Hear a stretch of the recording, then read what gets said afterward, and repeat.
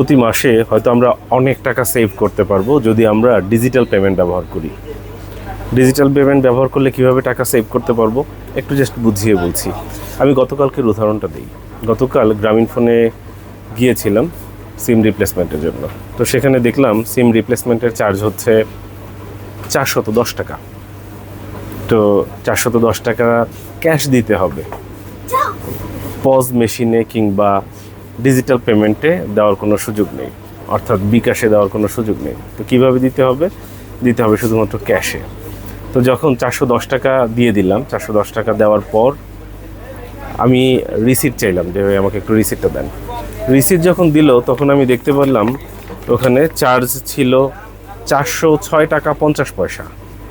406 টাকা 50 পয়সা, অর্থাৎ ধরে নিতে পারি 407 টাকা। তো 3 টাকা চেঞ্জ দেওয়াটা তাদের জন্য কঠিন, যার কারণে 410 টাকা চার্জ রাখছে। আমি যদি একটু দেখিয়ে দিই, 406 টাকা 50 পয়সা গ্রামীণ ফোন থেকে 406 টাকা 50 পয়সা। দেখা গেল আমি তাহলে বেশি দিচ্ছি কয় টাকা? 3.5 টাকা। 3.5 টাকা বেশি দিচ্ছি। এরকম যদি 100 গ্রাহক বা 1000 গ্রাহকের কথা চিন্তা করেন, 1000 গ্রাহকের কাছ থেকে যদি 3.5 টাকা করে বেশি নেয়, যেটা কিন্তু হিসাবের বাইরে, ওই 3 টাকা 3.5 টাকা কিন্তু আমাদের মতো সব মানুষের পকেট থেকে চলে যাচ্ছে।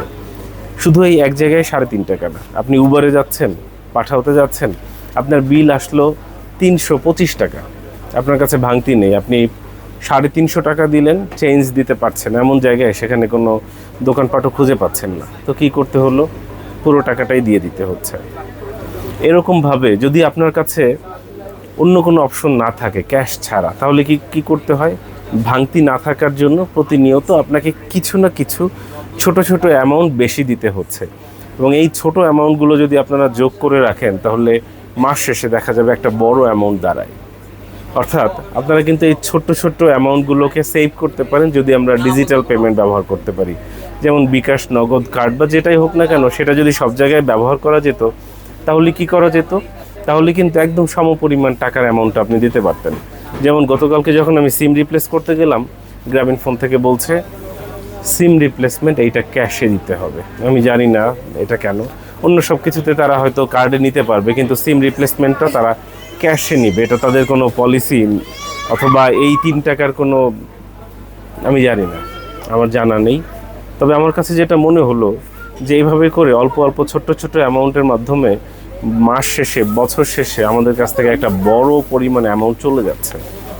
তাই আমরা যদি ডিজিটাল পেমেন্টের দিকে সবাই ইউজ টু হতে পারি এবং সব প্রতিষ্ঠানে যদি ডিজিটাল পেমেন্ট ব্যবহার করতে পারি, তাহলে আমার মনে হয় আমরা অন্তত কিছু টাকা হলেও সেভ করতে পারবো।